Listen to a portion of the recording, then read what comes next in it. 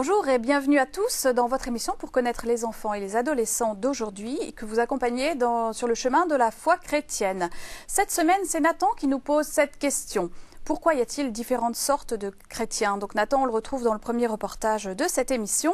En cette semaine de prière pour l'unité des chrétiens qui débute, nous allons avec mes fidèles invités essayer de lui répondre. J'accueille aujourd'hui Geneviève de Tène. Bonjour Geneviève. Bonjour Véronique, bonjour tout le monde. Vous êtes psychanalyste d'enfants et d'adolescents.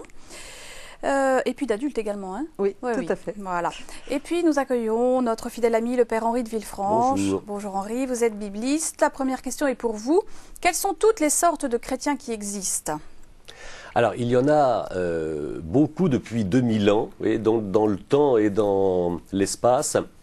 Et il y a un endroit en particulier où ça se voit, c'est la ville de Jérusalem, là où Que vous connaissez bien. D'où tout est parti. Et là, on trouve de tout, à tel point qu'il y a une formule que j'aime bien, c'est on y trouve là-bas une véritable réserve surnaturelle. C'est-à-dire que toutes les familles de chrétiens possibles et imaginables, quelquefois réduites à quelques familles, se trouvent là. C'est un excellent lieu d'observatoire. Et en même temps que l'on observe cette dispersion, on trouve en même temps des germes et des forces d'unité et de communion. Alors ça, c'est intéressant. Quelles sont donc ces différentes sortes de chrétiens? Comment Alors, les... Eh bien, vous avez ceux qui, tout dépend de la manière dont on comprend l'œuvre de Dieu en Jésus-Christ. Voilà, comment on les appelle? Alors, on les appelle, il y a les catholiques latins, mais aussi les catholiques orientaux, il y a les protestants, il y a les orthodoxes. Après, vous avez, selon les différentes origines, vous avez les coptes, vous avez les syriens, vous avez les arméniens, vous avez les abyssins, vous avez bien sûr les Russes, tous les patriarcats, toutes les familles, au fond, qui, pour des raisons de culture, aussi de pays, se sont, on va dire, cloisonnés, les uns à côté des autres, et cherchent avec un petit peu de peine, justement, le principe même de communion. Mais ça repose sur la manière dont on regarde Jésus. Bon, nous allons en parler. Philippe, notre reporter, a posé la question à des enfants. Pourquoi y a-t-il différentes sortes de chrétiens? Regardez, écoutez. Y a-t-il différents chrétiens et quels sont-ils? Il y a les catholiques, nous, les orthodoxes, les protestants et il y a des baptisés, des chrétiens qui sont baptisés justement, mais qui ne vont pas à l'église par exemple, qui n'ont pas la foi. Pourquoi y a-t-il différents chrétiens? Il y a différents chrétiens qui ne croient pas que le pape est le chef de l'église. Les protestants par exemple, ils ne croient pas que le pape c'est le chef de l'église. Les catholiques ont une forme de croix, c'est la croix où le Christ a été crucifié. Et les orthodoxes ont une autre forme de croix. C'est le même style que celle des catholiques, mais en plus compliqué. Les protestants, on les reconnaît souvent dans le lieu de culte, parce qu'ils ont sur le cœur une colombe avec un brin d'olivier. Le lieu de culte pour les catholiques, on va faire référence à une église. Et pour les protestants, ça s'appelle un temple, le temple protestant. Et pour les orthodoxes, je ne sais plus. Les églises catholiques, elles ont très souvent un nom, comme Saint-Denis du Saint-Sacrement. Et les églises orthodoxes, je ne sais pas si elles ont un nom. Les églises protestantes aussi, elles ont un nom comme la cathédrale Saint-Paul. Souvent, dans les églises, il y a la Vierge Marie avec son enfant. On appelle la Vierge à l'enfant. Et dans les églises orthodoxes, peut-être qu'il n'y en a pas. En même temps, c'est bien que les chrétiens ne soient pas d'accord sur des choses, parce que comme ça, il peut y avoir différentes religions et on peut choisir. Donc sur quoi les différents chrétiens, donc les catholiques, les protestants, les orthodoxes, sont-ils d'accord? Tous les chrétiens peuvent être d'accord sur Jésus, je ne suis pas tellement sûre, mais Dieu.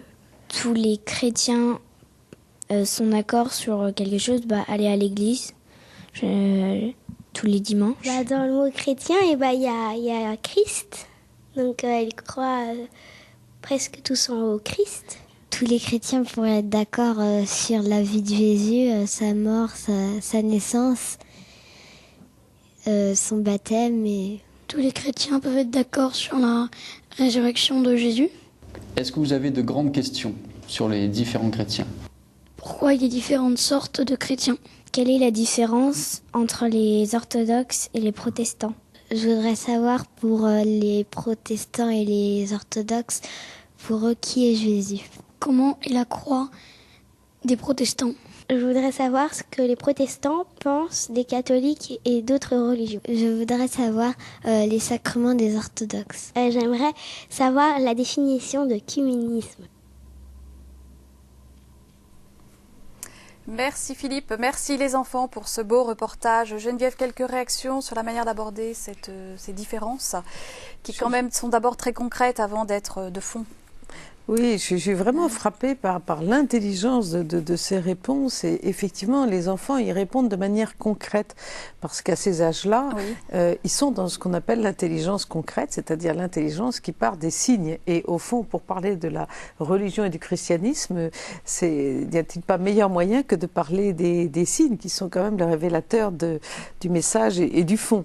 Donc c'est pour ça qu'ils emploient toutes ces formules autour des croix, autour des sacrements, mais en même temps, ils disent bien des choses fondamentales, notamment quand ils se réfèrent au Christ, quand ils se réfèrent à la résurrection, quand ils se réfèrent au sacrement. Donc leur manière de parler du concret nous dit bien quelque chose de ce voyage que l'on fait à travers le concret pour découvrir le fondement de la religion. C'est ça, le fondement. Et peut-être ça vient quand on entre dans l'adolescence ou dans voilà, alors c'est quand on entre dans l'adolescence qu'à ce moment-là, on va être beaucoup plus dans les concepts, dans les idées, dans la notion d'autorité, dans la notion de virginité, dans la notion de présence, qu'à cet âge-là. Mais l'entrée, c'est le signe. L'entrée, c'est le signe. Père Henri, quelques réactions? Eh bien, une très grande justesse, notamment donc la concentration, alors non seulement de fait sur le Christ, la personne du Christ, alors le coup de la croix, ça m'a beaucoup plu aussi, parce que c'est vrai que la manière de représenter le Christ en croix, alors il ne savait peut-être pas le dire, mais c'est vrai que du côté orthodoxe, vous voyez, c'est un Comment Christ... elle est la croix orthodoxe? Le Christ est le grand prêtre... en robe, il est très apaisé, il est déjà ressuscité. Vous voyez. Alors que dans la culture latine, nous avons un Christ beaucoup plus homme et beaucoup plus souffrant. Vous voyez. Alors c'est toujours la question, le mystère chrétien se présentant comme une seule personne en deux natures. Voilà, est-ce qu'on va basculer du côté simplement de l'humanité, celle de la divinité? Comment va-t-on articuler l'une à l'autre?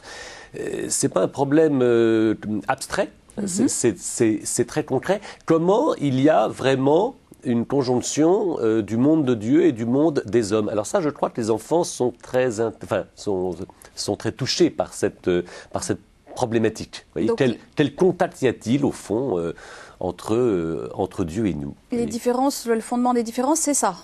Ah oui, tout à fait. La divinité ou l'humanité et comment ça se joue. Exactement. En fait, et puis jusqu'où ça va? C'est-à-dire que jusqu'où, dans le Christ, Dieu nous rejoint. Alors, totalement, en partie, voilà. Alors, c'est une vraie question. Mais bien sûr, c'est une vraie question. Comment elle est la croix des protestants? Alors, demander à un enfant, il y a une colombe. Non, alors du moins, alors ça du côté occidental, c'est vraiment le Christ. Souvent, la croix est sans le Christ. Vous voyez, la croix, alors vous voyez un peu le signe que le disciple doit prendre sa croix. Vous voyez, alors voilà, mais selon qu'on a une croix nue, une croix avec un Christ souffrant, la croix avec un Christ ressuscité. À chaque fois, on dit des choses vraies. Le tout, c'est d'arriver à ne pas trop cloisonner. Voilà. Il faut ouvrir au maximum. Et l'écuménisme, puisque je t'ai demandé c'est quoi l'écuménisme, c'est justement comment ouvrir au mieux le mystère du Christ à tous. Alors, avant Vatican II, on s'évitait quand même les différentes confessions. Depuis Vatican II, l'œcuménisme est vraiment quelque chose de fondamental. Est-ce que c'est important que les enfants côtoient des chrétiens de confessions différentes, finalement? Alors, moi, ça me paraît très, très important parce que nous avons tous à nous ouvrir à la différence et que la différence ne nous est pas naturelle. Et quand on est enfant, on voit bien que les enfants un peu différents sont plutôt rejetés et mis de côté. Instinctivement. Instinctivement, voilà. Donc, toute ouverture à la différence est un effort, est un apprentissage. Et plus cet apprentissage, on le fait tôt, eh bien, plus du coup on peut acquérir cette curiosité, cette habitude, cet intérêt pour la différence et apprendre à voir qu'est-ce qui est commun, qu'est-ce qui n'est pas tout à fait pareil, qu'est-ce que ça veut dire, enfin, vers quoi ça nous ouvre justement. Alors, de fait, je crois que ça s'apprend. Donc, ce n'est pas instinctif. Oui, donc là, il y a un véritable effort d'éducation à faire. D'autre part, ça permet de résister à quelque chose de terrible. C'est quand on exagère ce qui nous sépare. Ça avait été le grand mot du pape Jean XXIII. N'oublions pas qu'il y a beaucoup plus de choses qui nous rassemblent que de choses qui nous divisent. Et donc, vous avez, au point de vue de la culture, une espèce de folie qui finit par s'emballer et qui exagère complètement les différences et qui aboutit à un véritable sentiment d'étrangeté. Alors, ça, c'est quelque chose de très pénible et qui est faux. Et on voit bien que certaines cultures peuvent nuire véritablement, non seulement à l'unité, mais nuire à la vérité. Et ça, il faut le combattre. Alors, très concrètement et assez rapidement, qu'est-ce qui nous unit ? Et puis ensuite, on verra qu'est-ce qui nous différencie. Quelles sont nos différences ? Principalement, c'est la foi dans le Christ qui est le médiateur entre Dieu et les hommes. Vous voyez, c'est l'idée que Dieu, alors c'est le début de l'épître aux Hébreux, Dieu a parlé de beaucoup de manières et en bien des fois par les pères, et maintenant il nous parle en un fils qu'il a établi comme médiateur entre Dieu et les hommes. Ça, c'est ce qui définit le tronc commun de toutes les confessions chrétiennes.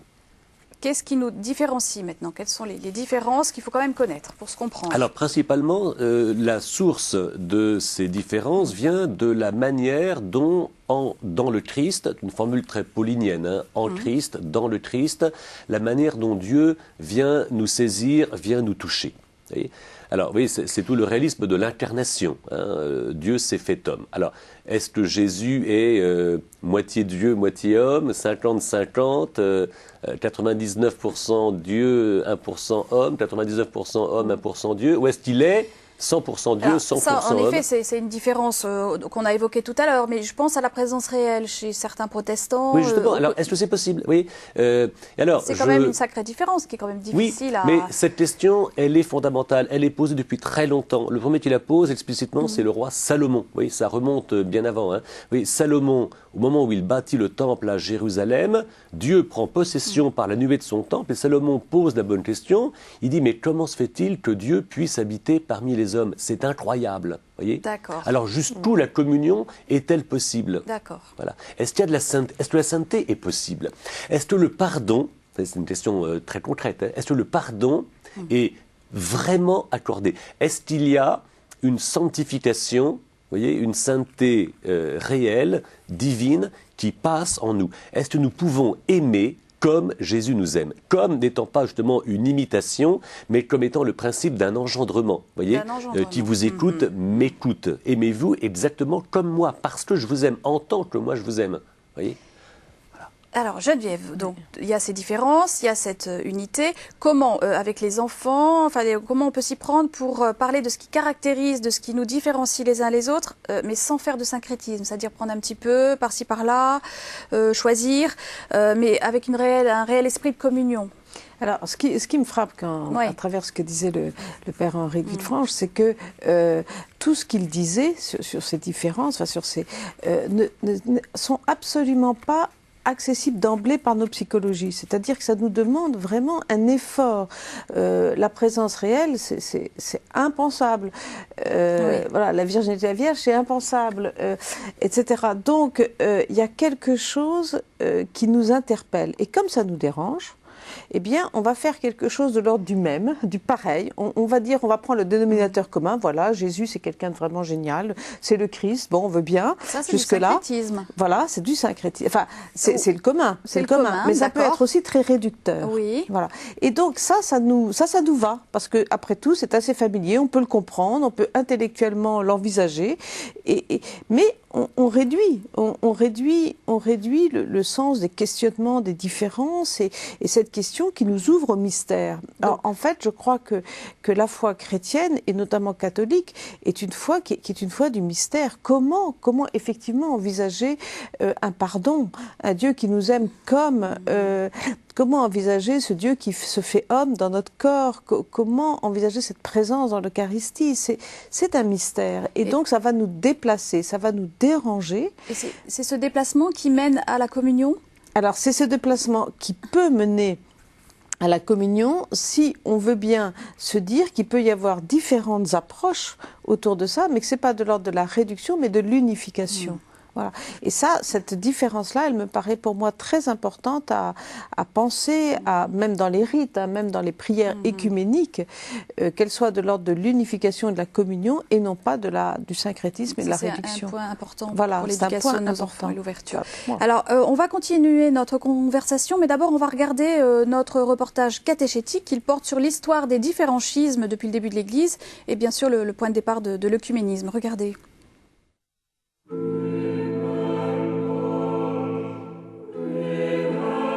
Dès les premiers siècles, les décisions des conciles sur le contenu de la foi chrétienne ne sont pas acceptées par tous. Les chrétiens se divisent notamment sur la nature du Christ, et cela aboutit à la fondation d'églises dissidentes. En 1054, c'est le premier grand schisme. L'Orient et l'Occident chrétien se séparent pour des raisons politiques, culturelles, des différences de rites et de langue. C'est la naissance de l'orthodoxie. En 1517, un moine allemand, Martin Luther, se révolte contre la promesse d'indulgence en échange d'un peu d'argent pour la construction de la basilique Saint-Pierre. Pour lui, l'Église a oublié la gratuité de la grâce de Dieu. Luther entre en conflit avec le pape. Il est exclu de l'Église et entraîne avec lui une partie de l'Europe. Le protestantisme est né. Séparés, catholiques, orthodoxes et protestants ont avant tout la même foi en Jésus, Fils de Dieu, mort et ressuscité pour le salut des hommes. Comme les catholiques, les orthodoxes ont 7 sacrements. Leur Église, organisée autour de patriarcats, ne reconnaissent pas l'autorité du pape. Leurs lieux de culte sont ornés d'icônes, signifiant la présence du Christ, des saints et de l'Église du ciel. Chaque dimanche, ils célèbrent la divine liturgie avec beaucoup de faste. Les protestants n'ont que 2 sacrements, le baptême et l'Eucharistie. Pour eux, la Bible a toute autorité. Pour accéder à Dieu, ils doivent la lire et la méditer sans intermédiaire avec l'aide de l'Esprit Saint. Les temples protestants sont sobres. Seule la chair, d'où l'écriture sainte est proclamée, est mise en valeur. Les protestants ne prient pas les saints. Leurs pasteurs ne sont pas plus représentants du Christ que les autres croyants. Au XXe siècle, les chrétiens ont commencé à s'engager sur la voie de l'écuménisme, de l'écoute et de la réconciliation. Depuis 1935, catholiques, orthodoxes et protestants vivent en commun une semaine de prière pour l'unité du 18 au 25 janvier de chaque année. En 1966, ils se sont mis d'accord pour proclamer la prière du Notre Père avec les mêmes mots. De même, ils ont travaillé ensemble à une traduction de la Bible appelée la Tobe, traduction écuménique de la Bible. L'Église, fondée par Jésus-Christ, est le signe de sa présence au milieu des hommes. Les chrétiens croient qu'elle est le corps du Christ. Leurs divisions sont un scandale, car en se déchirant, ils ne représentent pas le visage du Christ dignement. Vous pouvez revoir ce reportage, le télécharger en vous rendant sur le site internet de KTO, rubrique 1000 questions à la fois. Saint Paul parle de scandale. Leurs divisions sont un scandale, car en se déchirant, ils ne représentent pas le visage du Christ dignement. Oui, mais il dit aussi qu'il faut qu'il y ait ces scandales. Alors, oui, il y a l'un et l'autre. Hein. Vous savez, aidez-nous à comprendre. Là, Paul est très c'est assez simple. C'est un scandale affreux parce que l'œuvre de communion, c'est vraiment l'œuvre de Jésus. Et vous savez, à la fin de l'évangile de Saint Jean, il y a la grande prière de Jésus, pas celle de notre Père, mais celle juste avant, qui est du jeudi saint, où Jésus lui-même prie le Père pour garder ses disciples dans l'unité. Donc il y a vraiment une volonté de Dieu, mais une volonté de Jésus. Vous voyez, là encore, dans son humanité, vous voyez, il y tient. Et c'est pas du tout cuit, justement, pour que ses disciples vivent dans une profonde communion. Oui. Donc, casser la communion, c'est un scandale. D'un autre côté, quand les enfants disent, par exemple, que c'est bien qu'il y ait de la diversité comme ça, on peut choisir.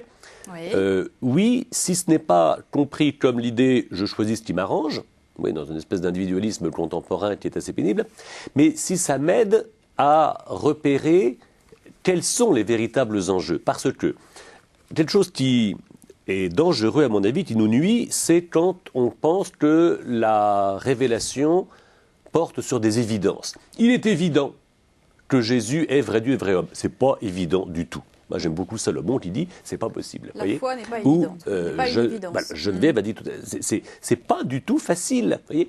Maintenant, il y a d'une part la révélation, d'autre part, il y a tous les enjeux anthropologiques sur notre vie, sur notre existence, sur notre vocation, sur les moyens dont on dispose. On dit que l'évangile est puissance de Dieu pour se convertir, pour le salut. À quel point, voyez, quelle est légitimement notre ambition?